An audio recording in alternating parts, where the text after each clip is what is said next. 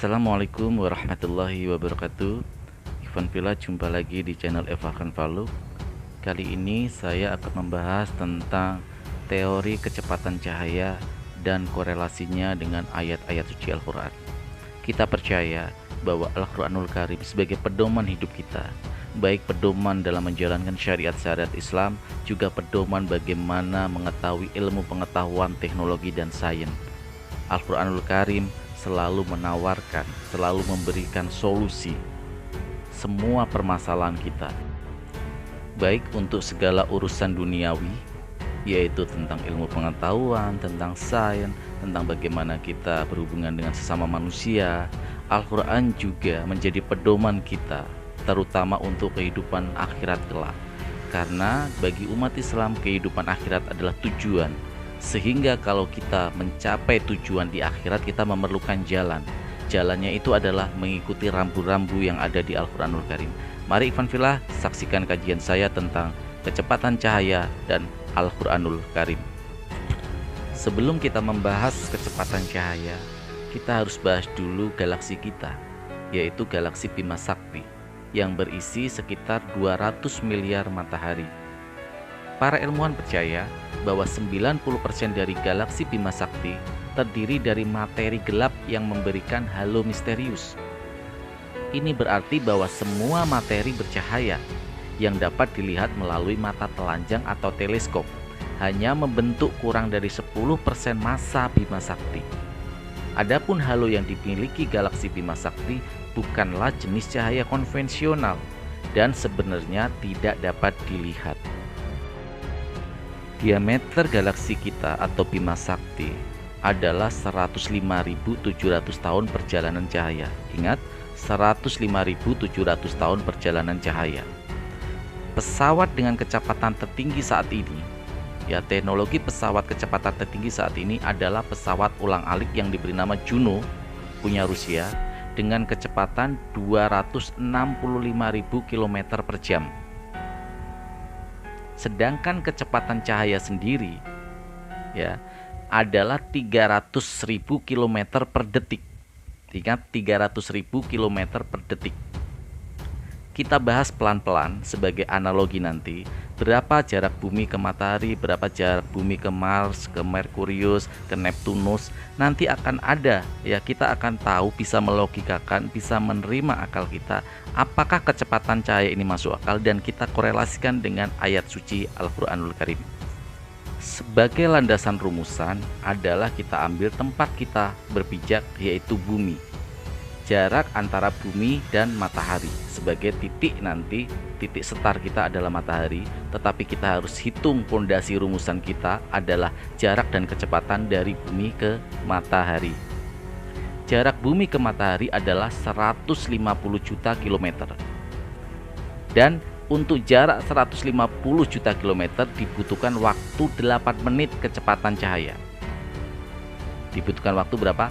Kecepatannya dibutuhkan waktu 8 menit menempuh jarak 150 juta kilometer kecepatan cahaya. Nah, ini nanti jarak antara bumi dan matahari ini 150 juta kilometer dengan lama perjalanan 8 menit kecepatan cahaya dijadikan oleh para ilmuwan sebagai satuan atau sebagai patokan pengukuran waktu dan jarak, yaitu satuan astronomi. Satu satuan astronomi berarti adalah 8 menit menempuh jarak 150 juta kilometer. Jadi harus diingat itu dulu, ini adalah pondasinya, rumusannya. Jarak antara bumi dan matahari 150 juta kilometer. Jarak yang ditempuh, waktu yang ditempuh adalah 8 menit. Dan ini sebagai rumusan atau satuan yang ditetapkan oleh para ilmuwan. Jarak antara bumi dan matahari adalah satuan astronomi. Satuan astronomi adalah jarak matahari ke bumi 150 juta kilometer membutuhkan waktu 8 menit. Jadi satuan astronomi adalah 8 menit. Waktu yang dibutuhkan 8 menit kecepatan cahaya mendapatkan jarak yang bisa ditempuh 150 juta kilometer.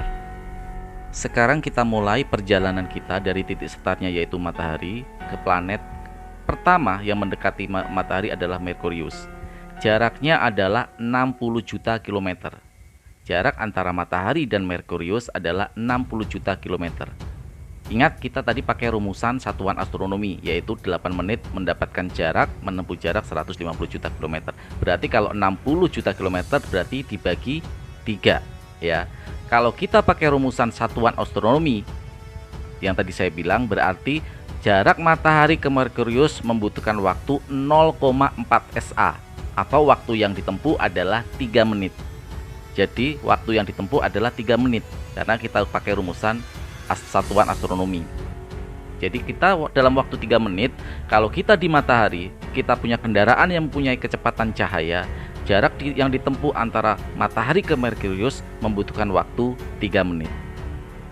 Setelah kendaraan kecepatan cahaya punya kita ini sampai ke Merkurius, kita lanjutkan perjalanan ke planet yang kedua, yaitu Venus. Jarak antara Venus dan matahari, ingat start kita matahari, tetap patokannya tetap matahari, adalah 105 juta kilometer. 105 juta kilometer. Kalau kita pakai satuan SA, waktu yang dibutuhkan adalah 0,7 SA, atau kalau dimenitkan adalah 5 menit. Jadi dalam waktu 5 menit dari matahari kita start sampai ke Venus itu membutuhkan waktu 5 menit. Karena kita tadi sudah sampai Merkurius, berarti dari Merkurius ke Venus membutuhkan waktu 2 menit. Jadi dalam 5 menit kita sudah sampai ke planet kedua, yaitu planet Venus. Sekarang pesawat kecepatan cahaya punya kita ini sudah sampai di Venus. Kita teruskan perjalanan untuk planet yang ketiga, yaitu planet kita sendiri, yaitu Bumi. Jarak antara Bumi dan matahari seperti saya bilang di awal sebagai landasan rumusan, yaitu 150 juta kilometer. Waktu yang ditempuh adalah 1 SA. Berarti waktu yang ditempuh adalah 8 menit. Jarak matahari ke Bumi adalah 150 juta kilometer. Artinya 8 menit kita sudah sampai ke Bumi. Karena kita tadi pesawat kita sudah ada di Venus, berarti jarak yang ditempuh dari Venus ke Bumi adalah 3 menit. Pesawat kita sudah sampai sekarang di Bumi atau planet yang ketiga. Setelah pesawat kita yang punya kecepatan cahaya ini ada di Bumi, kita lanjutkan perjalanan lagi menuju planet berikutnya, planet keempat, yaitu planet Mars. Jarak antara planet Mars ke matahari adalah 225 juta kilometer. Kalau 225 juta kilometer pakai satuan SA yang kita gunakan, berarti yang ditempuh adalah 12 menit atau 1,5 SA. Jadi dari matahari kita ke Mars itu membutuhkan waktu 12 menit. Kalau pesawat kita tadi sudah ada di Bumi, berarti dari Bumi ke Mars dibutuhkan waktu 4 menit. Kita sudah sampai ke Mars. Dari Mars, pesawat kecepatan cahaya punya kita ini melanjutkan perjalanan. Tapi sebelum sampai ke planet berikutnya, antara planet Mars dan planet berikutnya ini ada cakrawala yang begitu luas yang dinamakan sebagai sabuk asteroid. Ada orbit di sana ya yang dinamakan sabuk asteroid yang penuh dengan asteroid yang berterbangan terus. Kalau ada yang pernah menonton film yang permainan anak-anak kecil 2 itu, kakak adik itu ya, yang permainan yang ada menyedot itu, yang ada asteroid besar-besar mau nubruk rumahnya yang tiba-tiba dia sudah di luar angkasa. Nah, seperti itu sabuk asteroid. Hujan asteroid ada di situ. Nah, untuk memasuki orbit asteroid itu dibutuhkan waktu sekitar 3 SA. Berarti berapa jaraknya 3 SA? 150 juta kilometer dikali 3. Berarti jarak antara matahari dan sabuk asteroid di orbit Mars ini adalah 450 juta kilometer. Berarti dalam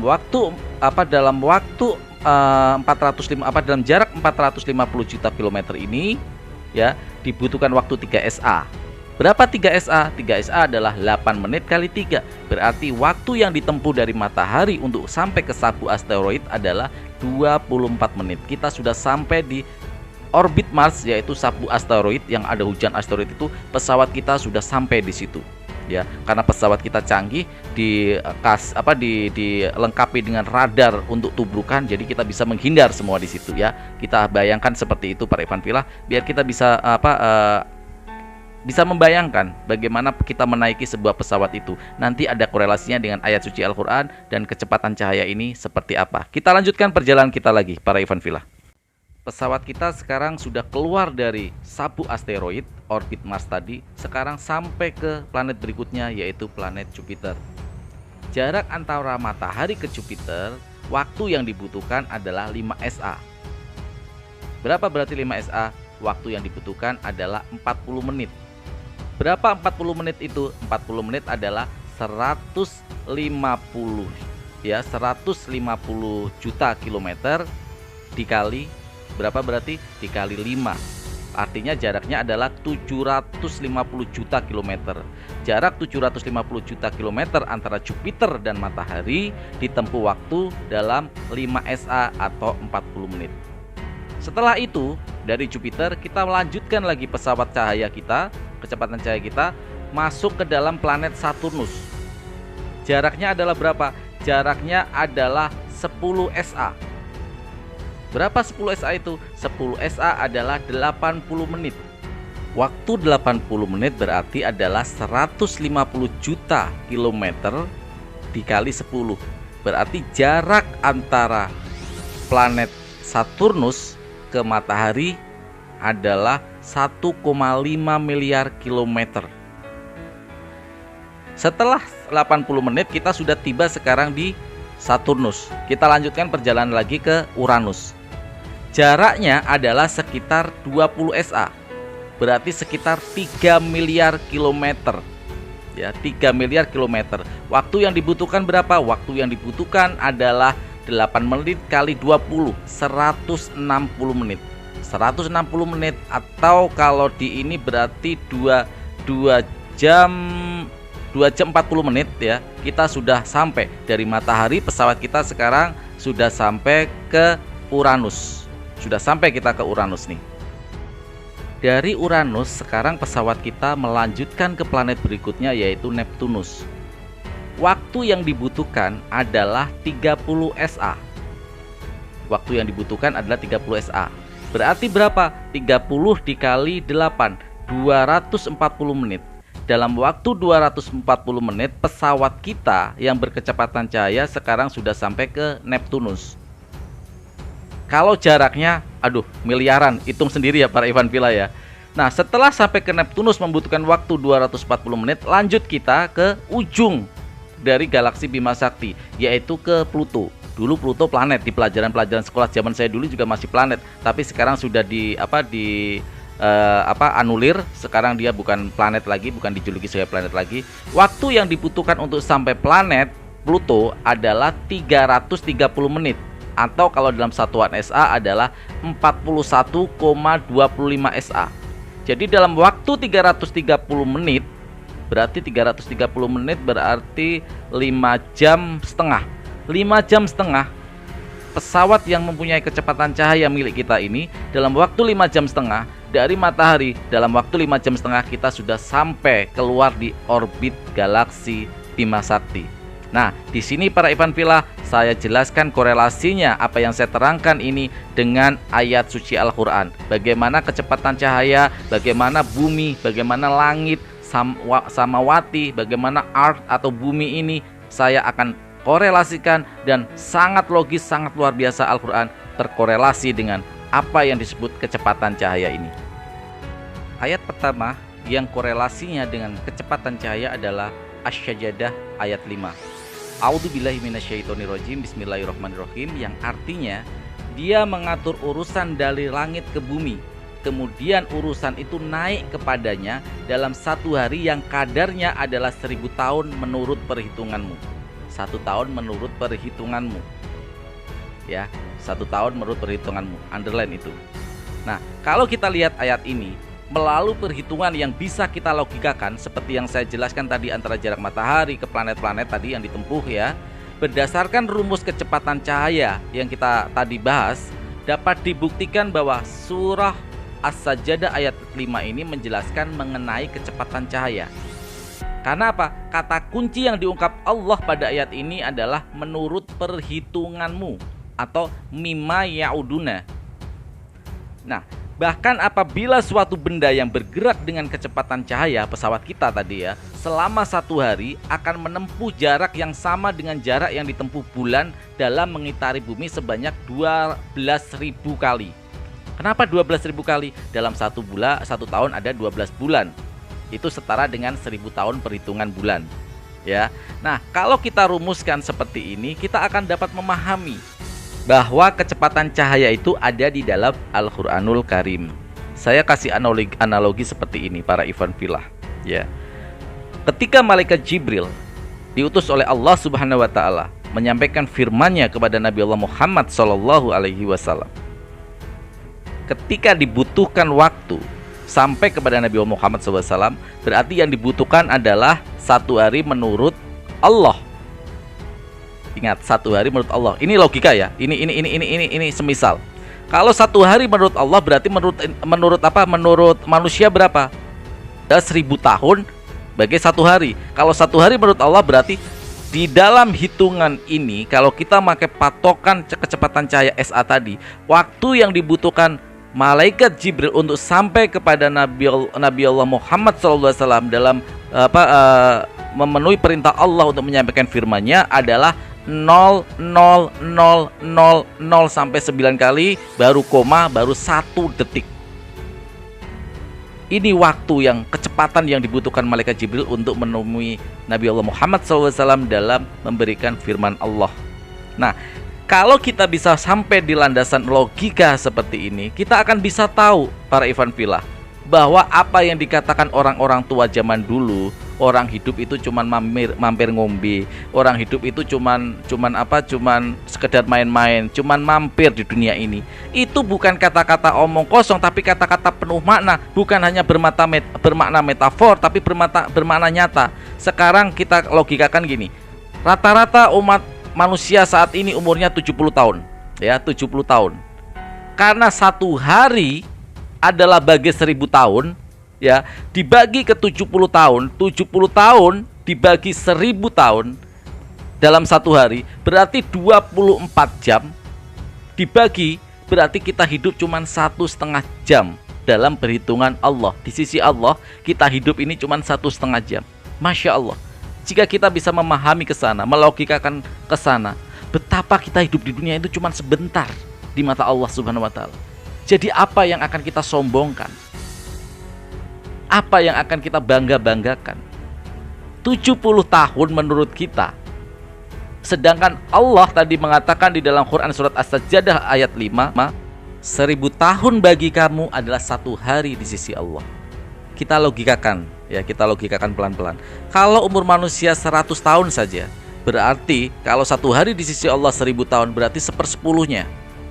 24 jam 1/10-nya berarti di sisi Allah kita hidup. Kalau kita umur kita 100 tahun, di sisi Allah hidup kita, kalau kita umur kita 100 tahun, cuman 2 jam 40 menit, 2,4, 2 jam 40 menit kita hidup. Bayangkan. Tapi manusia saat ini jarang yang berumur 100 tahun. Maksimal 70, 80. Taruhlah rata-rata 70 kehidupan kita, ya. Rata-rata, kita ambil rata-rata. Berarti umat manusia hidup di dunia ini cuma 1,5 tahun. Ya Allah, apa yang kita banggakan? Apa yang akan kita sombongkan? Saya ketika membahas kayak gini, ikhwan fillah, wallahi saya tidak kepada anda sekalian, tapi saya introspeksi kepada diri saya sendiri sebagai bahan introspeksi. Kenapa Al-Qur'anul Karim menyuruh kita berpikir, afala taqilun, afala tadabbarun? Karena kita memang dengan berpikir, dengan kita mengkaji Al-Qur'an, kita semakin menemukan titik keimanan kita, ketawaduan kita, ketakwaan kita kepada Allah Subhanahu wa taala. Tetapi kenapa di ayat lain ada yang mengatakan bahwa 1 hari adalah 50.000 tahun? Pertanyaan ini pernah ditanyakan kepada saya oleh salah seorang ateis ketika saya dialog dengan seorang dalam grup ateis, bahwa Al-Qur'an tidak konsisten dalam penetapan waktu. Kadang mengatakan 1000 tahun, kadang mengatakan 50.000 tahun. Saya bahas sekalian para ikhwan fillah biar kita tahu penjelasannya, kita memahami. Di dalam Quran surat Al-Ma'rij ayat 4, malaikat-malaikat dan Jibril naik menghadap kepada Rob dalam sehari yang kadarnya 50.000 tahun. Ingat di sini, malaikat-malaikat dan Jibril menghadap kepada Rob. Ini keinginan siapa berarti? Menghadap berarti keinginannya Jibril untuk menghadap. Apakah tidak konsisten? Bukan tidak konsisten, tapi menghadap berarti apa? Itu keinginan malaikat Jibril menghadap Allah dalam kadar 50.000 tahun. Saya kasih analogi seperti ini karena saya suka analogi. Ketika seorang anak kecil yang bernama A, disuruh ibunya untuk pergi beli beras ke toko B. Anak kecil A ini B disuruh pergi sama ibunya untuk ke B. Karena disuruh, yang nyuruh adalah ibunya untuk beli ke toko B dan cepat. Karena ini disuruh ibunya, dia sampai ke toko B dalam waktu 10 menit. Sudah sampai ke toko B. Jadi jarak ketika dari rumah dia ketika disuruh ibunya yang nyuruh ke toko B adalah 10 menit. Tetapi di lain waktu dia mau ke toko B ya tanpa disuruh ibunya, dia keinginannya santai, dia keinginan sendiri, dia jalan pelan terus ketemu temennya ngobrol, ketemu temennya lagi ngobrol, ketemu temennya lagi ngobrol. Jarak yang waktu yang dibutuhkan ternyata 20 menit. Apakah ada ketidakkonsistenan antara jarak dan waktu ini? Bukan. Karena apa? Yang berubah adalah perspektif dari malaikat. Karena yang menghadap adalah malaikat, bukan Allah yang menyuruh, bukan Allah keinginan Allah, bukan. Tetapi malaikat yang mau menghadap kepada Allah Subhanahu wa taala. Artinya di sini waktu yang dibutuhkan tentu bukan menurut di sisi Allah, tetapi di sisi malaikat itu yang ingin menghadap kepada Allah Subhanahu wa taala. Nah, sebagai penguat lagi, saya akan kasih satu ayat lagi bahwa apa yang difirmankan oleh Allah dalam satu hari di sisi Allah adalah 1000 tahun bagi manusia, itu adalah nanti adalah kehendak Allah. Di dalam Quran surat Al-Hajj ayat 47, A'udzubillahi minasyaitonirrajim, bismillahirrahmanirrahim. Dan mereka meminta kepadamu agar azab itu disegerakan, padahal Allah sekali-kali tidak akan menyalahi janjinya. Sesungguhnya sehari di sisi Rabb-mu adalah seperti 1000 tahun menurut perhitunganmu. Ini konsisten. 1000 tahun bagai satu hari di sisi Allah Subhanahu wa taala. Kenapa? Karena yang memberi azab adalah Allah. Karena kehendaknya itu dari kehendak Allah. Allah tidak akan menyalahi janjinya. Underline kalimat itu di dalam ayat Al-Hajj 47 ini. Padahal Allah sekali-kali tidak akan menyalahi janjinya. Artinya apa? Ini adalah kehendak Allah, perspektif Allah. Berarti konsisten Allah, tidak ada ketidakkonsistenan di sana bahwa satu hari di sisi Allah adalah 1000 tahun bagi manusia. Karena azab sesungguhnya yang menurunkan adalah Allah Subhanahu wa taala itu sendiri. Berarti tidak ada inkonsistensi di dalam Al-Qur'anul Karim. Itulah bagaimana kecepatan cahaya ada di Al-Qur'anul Karim. Bagaimana kecepatan cahaya 1400 tahun yang lalu Al-Qur'an sudah membahas. Nanti akan kita bahas tentang bagaimana Al-Kindi, seorang ilmuwan muslim, menemukan teori relativitas waktu lebih dahulu daripada Einstein. Ya, Al-Qur'anul Karim memberikan gudang ilmu bagi ilmuwan-ilmuwan muslim.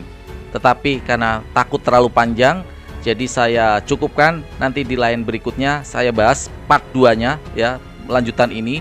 Karena nanti akan saya bahas juga bagaimana teori relativitas waktu, kecepatan cahaya, dan bagaimana Al-Qur'anul Karim memaknai samawati wal ard. Ya, samawati wal ard seperti ada di dalam Quran surat Ar-Rahman, yang membuat orang kadang ini menjadi subhat bagi orang-orang kafir, yaitu di dalam Quran surat Ar-Rahman ayat 33. Sekarang Al-Quran sudah tidak bisa terbukti. Buktinya ada banyak orang yang keluar angkasa. Karena apa? Di dalam Quran surat Ar-Rahman ayat 33 itu yang berbunyi, wahai golongan jin dan manusia, jika kamu sanggup menembus atau melintasi penjuru langit dan bumi, maka tembuslah. Kamu tidak akan mampu menembusnya kecuali dengan kekuatan dari Allah Subhanahu wa taala.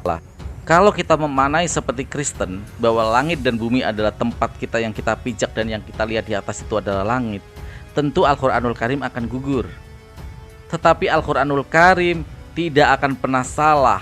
Dia akan selalu menjadi patokan-patokan kebenaran.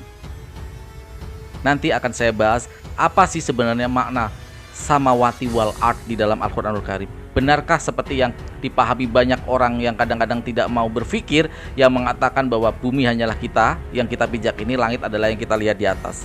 padahal maknanya dalam dan ini ada kaitannya dengan kecepatan cahaya, juga ada dalam teori relativitas waktu.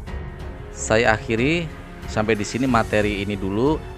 Besok kita lanjutkan lagi untuk sambungan materi ini. Terima kasih sudah setia di channel Evarkan Farluk. Semoga apa yang saya sajikan ini bisa memberikan manfaat kepada para Ikhwan Fillah semuanya. Jika ada kata-kata yang salah dari diri saya, itu adalah karena kedhaifan, itu adalah kefakiran ilmu saya dan saya harus banyak belajar. Jika ada manfaat, itu semua bukan berasal dari saya, tetapi dari Allah Azza wa Jalla, Sang Maha Pencipta. Terima kasih kepada para Ikhwan Fillah semua. Saya ucapkan wabil taufiq wal hidayah. Wassalamualaikum warahmatullahi wabarakatuh.